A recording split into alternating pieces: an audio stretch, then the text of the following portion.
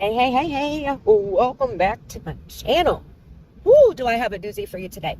So, I just found out, well, I guess I just put two and two together, I should say. Okay, so on Truth and Transparency's channel on December 17th, this is Truth and Transparency's video right here, on the 17th, she shared body cam footage at off-campus 1122 King Road House, University of Idaho.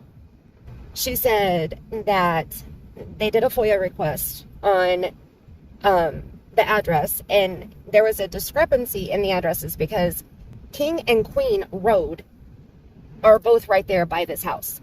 When I first saw this house, I thought that the address was 1122 Queen Road, but it's not. It's King Road. So she ended up doing a FOIA request for Queen Road because I'm sure that that's a very common misconception with the location.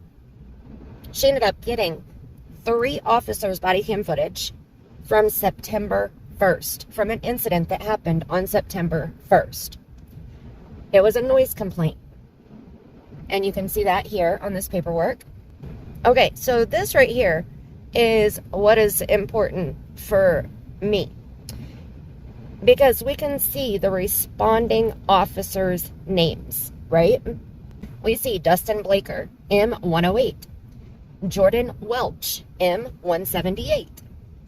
Brett Payne, M157. Brett Payne. Now, that name might raise some spidey antennas for some of you, like it did for me. Brett Payne. Where have we heard that name before? Okay, so now let's stop right here.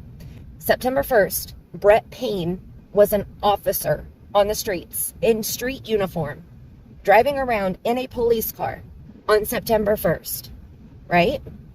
So now we go over here to Ashley Banfield's show that she did with Shanon Gray, which is the attorney for Kaylee's family. Now listen to what he says right here. We also have to hold people accountable for the decisions that they're making. My understanding is that the person when we went into the meeting on Monday, Brett Payne is the individual who identified himself as the lead investigator from the Moscow Police Department on the case.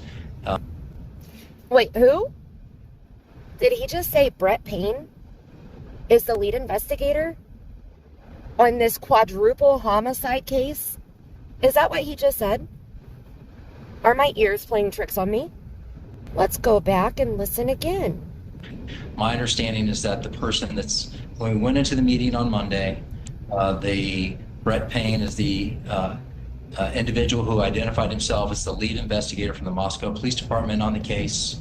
My understanding is that he was hired in 2020 as a rookie, and so he has a total of 2 years experience. As some follow-up to that. So we just heard that he was hired in as a rookie in 2020, but on September 1st, he was an officer responding to the same house that now he's the lead detective over the case. He was still an officer driving a police car around. He was not a detective.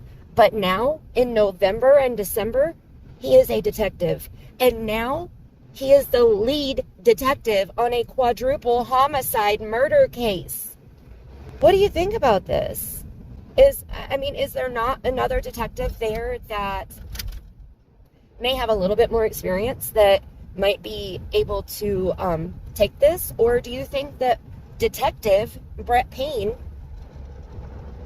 has enough experience under his belt that he'll do just fine? Well, let's continue to listen to Shanon. I sent a request over, I sent an email over to the Moscow Police Department asking for them to send some credentials over, some experience, education that Officer Payne might have that would lead, how he might be able to lead this investigation, give us some confidence in that. And their response was that it's personal records and we're not privy to that information. Oh, okay. Okay, excuse me? I'm sorry, what? Huh? We're not privy to that information? We're not privy to an officer's professional history, professional training? We, the public, are not privy to that. I'm sorry, I thought most officers were considered public servants. As much as I respect most law enforcement personnel, their private life, that's none of my business, but their professional education, their professional training, that's something that we're not privy to, that it's personal information. So knowing that Brett Payne was an officer working the streets 2.5 months ago, and now he's the lead detective on this quadruple homicide murder case. What do you think about that? How do you feel about that?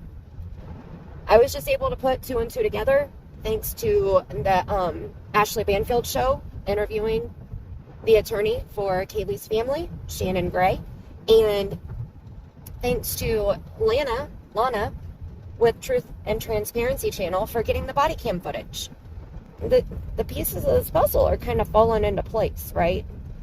Is that maybe why we've gotten so many different conflicting statements from law enforcement in this case? Is that a possibility?